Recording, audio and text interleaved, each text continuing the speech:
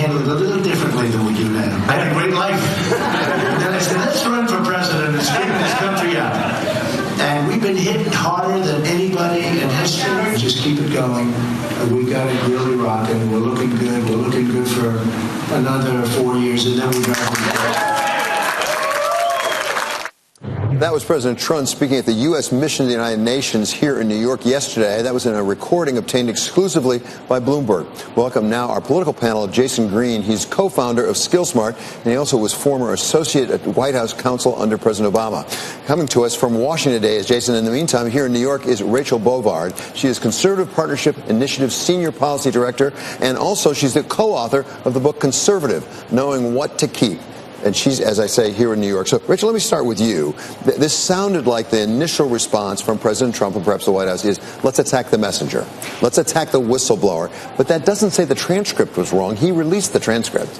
He did release the transcript, and I think he's frustrated. Look, this is a president who's had unprecedented leaks from within his administration. He's had 2 full transcripts of conversations with world leaders from Mexico and Australia leaked. So I think he's understandably frustrated. However, I would say the DNI went before Congress, the Director of National Intelligence went before Congress and said, look, I think the whistleblower is acting in good faith. At no point has his or her name been leaked. It looks like if it's going to be leaked at all, it'll be the New York Times that does it. So, Jason, you worked in the White House as an associate White House counsel. Do you have any sympathy to the president here in the sense of, can I talk to a world leader and not have it go all around the world? The president says that he's frustrated. I'm frustrated. I'm frustrated that we're here, David. It's we talk about this being an unprecedented set of events. It's a very low bar. We don't want presidents that are going to engage with foreign leaders, that are going to solicit campaign support against their political opponents. That's the bar that we're dealing with. So, no, I really struggle to have sympathy for this president who's trying to direct frustration at the leaker, when in reality we want to talk about who made this call, who made these solicitations, and that's the president of the United States. So, Jason, let me ask you, though, from the Democrat side, why are they going into recess? If this is such a big deal, if this is really a constitutional issue, goes to the heart of the republic, why are they going to take a vacation in the middle of it? Well, I don't think this is necessarily a vacation, right? When you think about what the role that Congress has to play, it's both to be on the Hill here in Washington and legislate, but it's also to try and engage their constituencies. And so I think when you think about an impeachment inquiry, there's really 2 functions to this that I think our Democratic colleagues need to be mindful of. One is the investigative component, which we've seen Democrats be really, really good at.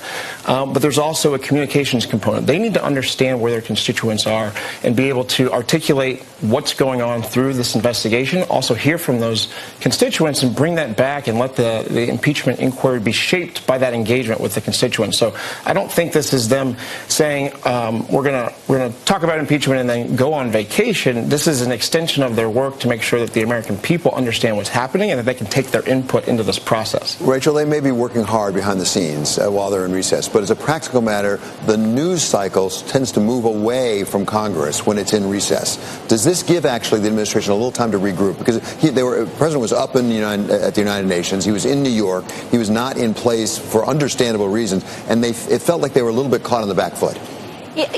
Anyone who watches Washington knows nothing comes between Congress and a vacation. Nothing. And I think this is exactly what we're seeing here. But I think it also tells you the lack of seriousness that Democrats are taking this. Look, this isn't about the impeachment proceeding in Washington. This is about public spin. And this is exactly what we're going to see over the recess. Well, who's winning the public spin? Because one of the things that struck me is you have Lindsey Graham, for example, senator from South Carolina, coming up really strongly on the president's side. There are a lot of Republicans who are not doing that. Who are saying, not necessarily, oh, yes, we should go forward with impeachment, but saying, I've got some real concerns here. Doesn't the administration have a challenge here to make sure they get the Republicans on their side, particularly in the Senate, quickly? Sure, and I think they're taking steps to do that. I mean, people are claiming things are a cover-up, but the transcript of the call has been released. The whistleblower's report has been released. And if you look at outcomes here, the outcomes here are Ukraine got its aid. They didn't even know that their aid was being withheld. DOJ, Attorney General Barr, never talked to Ukraine. So Ukraine got its aid. There was no direction to talk to Ukraine. And the only person who got rich off this was Hunter Biden. Those are 3 outcomes that matter. Well, I want to come back to Hunter Biden in a second. But first, Jason, as a lawyer, there were some assertions of fact there in what Rachel told us. I was going to say, but it raises some questions about possible lines of inquiry, whether it's Jerry Nadler, chair of the Judiciary Committee, or one of the other committees, for things like, okay, what did the Ukraine know or think about? And who did they communicate with, for example, in the State Department, about whether they thought the aid was being held up or not? David, there's 1,000 lines of inquiry that are going to come from this whistleblower report. The withholding of aid, the role of Rudy Giuliani. But I think there's one thing that we really need to be mindful of here. Because, again, on those lines of inquiry, there's going to be questions about what's in that server, this sort of high-side secure server. But let's look, as Rachel said, at the transcript of this conversation. There within the transcript is sufficient content for us to be absolutely concerned about the abuse of power that this president demonstrated, where you're going to engage with the leader of a foreign government, right, and soliciting that leader to actually dig up dirt on a political rival that's going to engage in an electoral process. That is incredibly disconcerting and unprecedented from the highest office in our land. There will be other lines of inquiry without question, but let's not lose sight of what's going on here, and that what we've already discussed is incredibly significant. But Rachel, to come back to Hunter Biden for a second, because taking what Jason said at face value, and there are lots of lines of inquiry, there's also a line of inquiry about Vice President Biden and his son Hunter. Now, there have been inquiries in the past that said he didn't do anything wrong, but at the very least, it puts front and center the fact that his son had a very well-paying job involving natural gas, as far as I can tell, he was not an expert in. Is that going to hurt Vice President Biden in the political race, the campaign?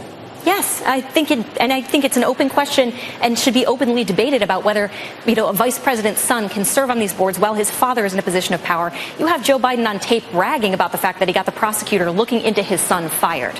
And that's significant.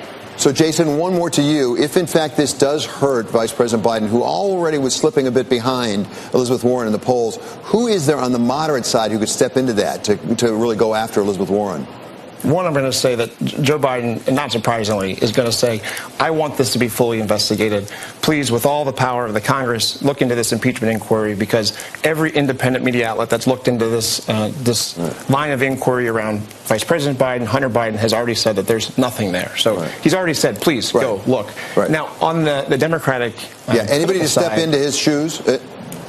We don't see that. You ask, how are you going to get in front of this issue? It's what issue, right? The vice president still continues to lead these polls. We're seeing that there's some nice competition that's happening with Senator Warren and others at the top of the Democratic primary, which you want. You want that kind of energy around ideas, not these distractions that are being proposed. Okay, Jason, thank you so much. Thanks to Rachel Bovard of the Conservative Partnership Institute, and also, as I say, Jason Green down in Washington.